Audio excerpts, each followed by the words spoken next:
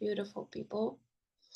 I'm finally here to explore the book I wrote in 2020. And it's taken a while for me to show up just because life is life. So if you're not familiar with the book, this is it. Sex in the 21st Century, Healing Collective and Individual Trauma. So I did self-publish this book, but it's available everywhere that you can get books from. So if you haven't gotten it yet and would like to get it, feel free to order it anywhere. I do prefer you get it from my website just because, you know, there are people benefiting from this publication somewhere. Anyway, that aside, let's dive into a summary of my book. This is going to be part of the book review series that I'm relaunching because I used to review books on here a while back and I haven't done that. There are some books that I'm reading that I would love to share, but first we'll get through this book and I'll just summarize each chapter so that you get an idea of what I talk about in the book.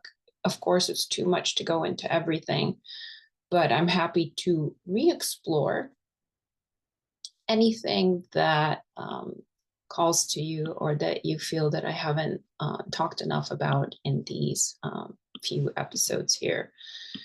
So 1 second while I pull up those notes, because I do have some notes. I don't want to forget anything. So when I started writing this book, I wrote it for several different reasons. One of them is that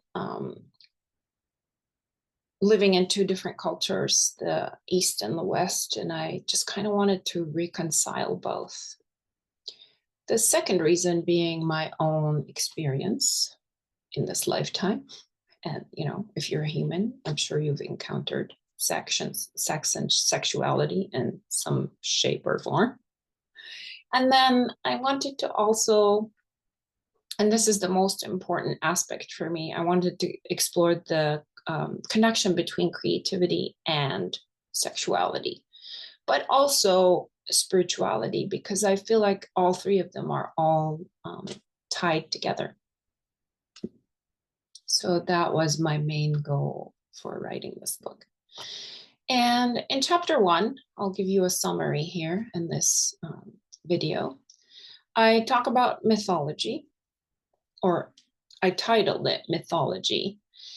And I've realized that rereading a book and approaching it as a reader as opposed to the writer of the book is kind of tough. I'm like wanting to self-critique basically. So we'll see how that goes. When there's a opportunity to self-critique, I will do so. So in this chapter, I explore the idea of sex as being worshipped in ancient times. And the reason it was worshipped is because it helped to attain higher states of consciousness. And that was, I mean, that is the goal for us as humans, is to attain higher states of consciousness. We keep growing and elevating. And it's like part of our purpose here on Earth is to grow. And so sex in ancient times was thought to be a tool that assisted with that growth. However, there are guidelines for this, right? And I explore those in the book. And then I also mention that sex as sin is also part of this mythology. I don't believe that sex is inherently a sin in itself. Now, the way that humanity has used it begs the question of what is sin, and I'm, you know, I would, I'm not a judge, so I would leave that up to the creator to decide on what that is. When it comes to the sacredness of it is because the energy bodies are involved. So in ancient texts, when they refer to the hieroscamus or the sacred marriage, the divine marriage, this is an indication of energies. It's talking about the reconciliation of masculine and feminine energies within the body. And it's not about being with someone. It could be. There's a chance that it could be, but like I said, there are guidelines to that. This is mostly exploring the energies within oneself. We all know that we are made of both masculine and feminine energies, and this is mentioned in the Kybalion under the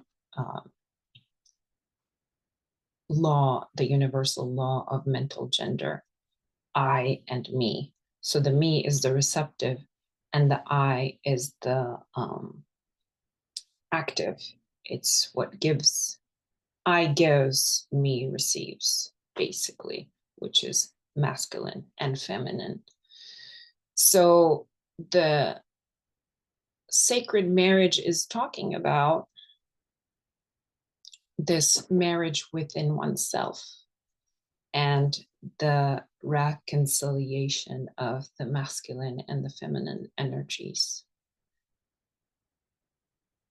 And I will leave this there for now. If you have anything that you'd love to add, please feel free to comment. The second exploration in this chapter is about desire and pleasure, and how desire has had a very bad reputation, because when we think of desire, we think of like a very nasty end result. But then desire is what brings out pleasure. So you have to have that desire to experience the pleasure. Except that we as humans must rule over this pleasure. So we decide how and when and where this pleasure will happen. And I'm not talking just about sexuality here. It could be in any other form. There is pleasure in eating. There is pleasure in experiencing the beauty of nature. I recently saw this quote by the philosopher Seneca, who was a Stoic from Spain. And the Stoics were philosophers, or a group of people who were all about self-control. They believed that we can only control ourselves, nothing else. And so that's what they did. And they also believed that the only good is virtue, basically. But anyway, Seneca said, the day a man becomes superior to pleasure, he will also be superior to pain, which really hit me, because once you've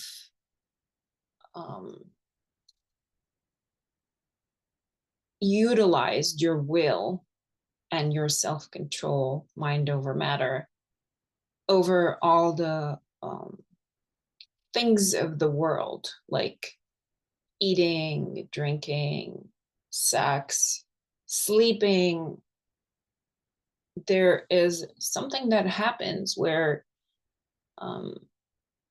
you just become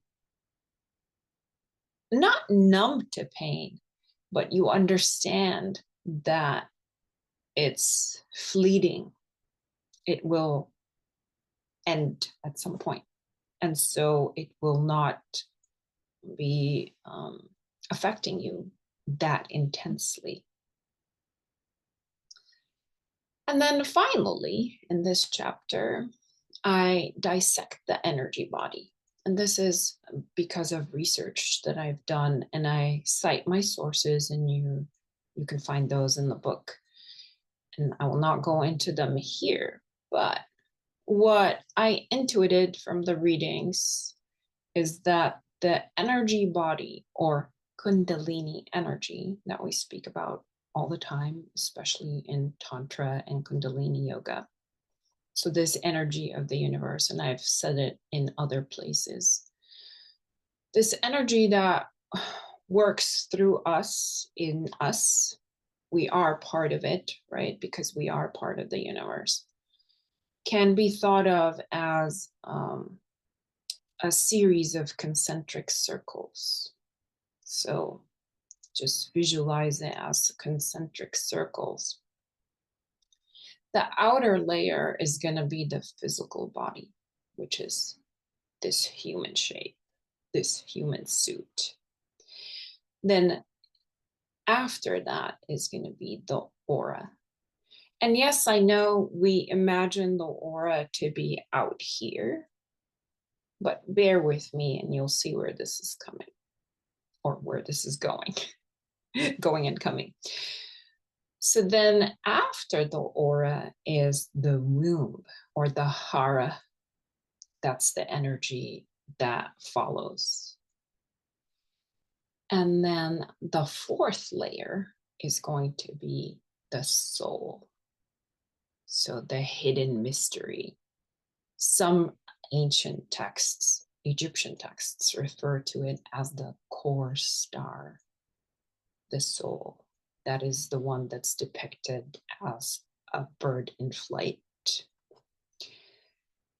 And there always has to be a flow of this energy. This energy field must always be in flow.